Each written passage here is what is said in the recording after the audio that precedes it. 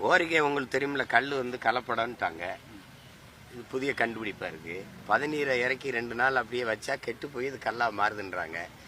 நம்மெல்லாம் என்ன அந்த பனைமரத்துல தூக்குல தொங்க முடியாது, நம்ம மட்டை ரொம்ப உயரமா இருக்குல்ல, தூக்குல ஏன் சாகலாம்.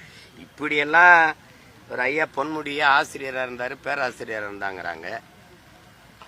சரி, அவருக்கு தெரியல, ஐயா சபாநாயகர் அப்பாவுக்கும் தெரியலையா?